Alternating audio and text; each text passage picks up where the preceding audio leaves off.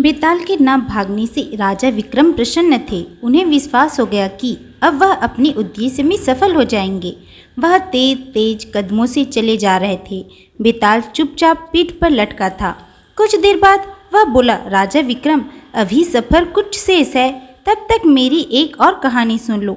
विक्रम बोला, अच्छा सुनाओ।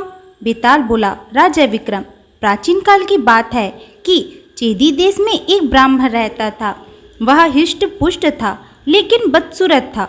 उसका रंग काला और चेहरा भद्दा था। इस कारण विवाह नहीं हो रहा था। उस काम पीड़ित ब्राह्मण का कर्मकांड में मन नहीं लग रहा था।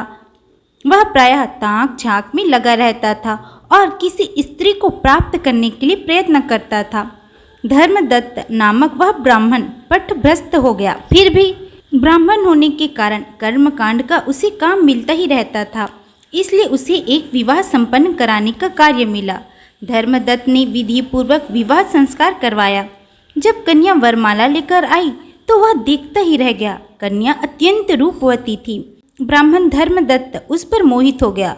विवाह संपन्न कराने के बाद उसने वर से कहा कि कन्या में मंगल का दोष है, अतएव तत्काल विदाई न कराना शास्त्र की दृष्टि से ठीक है। वर पक्ष मान गया। फिर मंगल दोष समाप्त करने के लिए नाटकीय ढंग से विधि विधान कर कहा कि कन्या उसके साथ यज्ञ वेदी पर अकेली रहेगी। सारी रात पूजा पाठ के उपरांत शुद्ध हो जाएगी।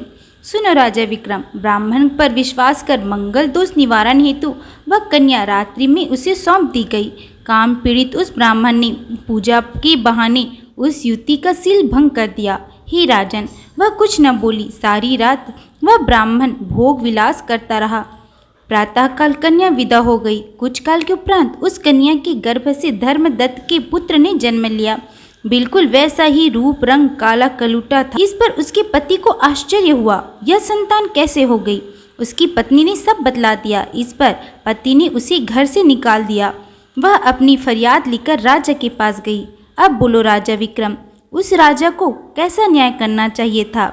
उस युवती ने शोर क्यों नहीं मचाया। बाद में पति के पूछने पर सब बतलाया। पति ने निकाल दिया। दंड का भागी अब कौन बना, उसका पति, ब्राह्मण, धर्मदत्त या कन्या के माता पिता। विक्रम कुछ न बोले। बताओ राजा विक्रम, बेताल ने अपना प्रश्न दोहराया।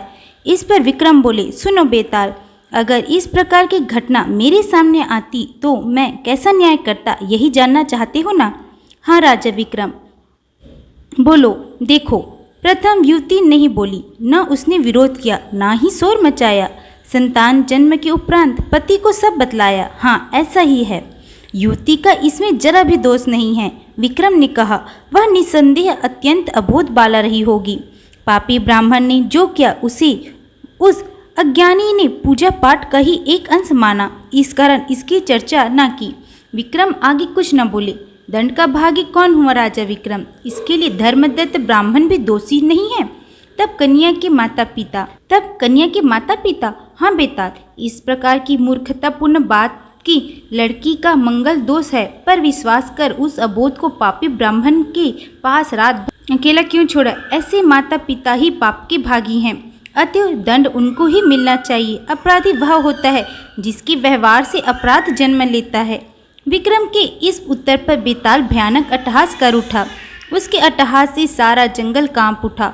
राजा विक्रम सावधान हो गए कि बेताल अब भागेगा। सचमुच बेताल भाग खड़ा हुआ।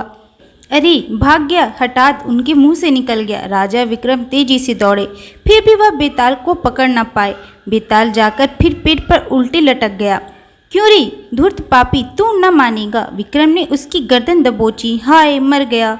मुर्दा तो तू पहले से ही है, मरेगा क्या। विक्रम ने उसे पीठ पर लाद लिया और तेजी से चल पड़े। बेताल चुपचाप लटका रहा। कुछ देर बाद बोला, विक्रम, तुम्हारा न्याय सही था, पर राजा ने उस पापी ब्राह्मण को फांसी का हुक्म दिया।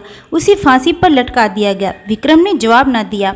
वह कन्या निर्दोष मानी गई। पति से अपनाने को कहा गया तो उसने इनकार कर दिया। तब राजा ने उसे अपनी महारानी की सेविका के रूप में रख लिया। वे बेताल कहता जा रहा था। विक्रम चुपचाप सुनते जा रहे थे। बेताल ने लंबी ठंडी सांस छोड़कर कहा, राजा विक्रम, इस प्रश्न का उत्तर देना।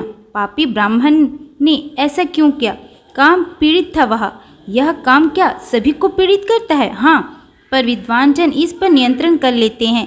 काम पर जो नियंत्रण नहीं कर पाता वह अवश्य पाप करता है। काम पर नियंत्रण करने वाला तेजस्वी ओजस्वी होता है। तुम ठीक कहते हो राजा विक्रम, बेताल बोला। यह काम वास्तव में मनुष्य के पतन का कारण है। यह भाइयों को दुश्मन बना देता है। मैं अंग देश के दो नवयुवक की कहानी सुनाता हूँ। वह दोनों ही काम पीड़ित होकर क्या कर बैठे। तुम अपनी बकवास बंद करो। बकवास नहीं, कहानी है राजा विक्रम। बेताल की बात का कुछ उत्तर ना दिया विक्रम ने। कुछ देर के मौन के उपरांत बेताल ने कहना शुरू कर दिया। विक्रम सुनकर भी अनसुनी कर रहे थे। बेताल का कर्कश स्वर उस बियावान जंगल के सन्नाटे में दूर दूर गूंजने लगा। उसके स्वर के कारण वातावरण और भी भयानक हो गया।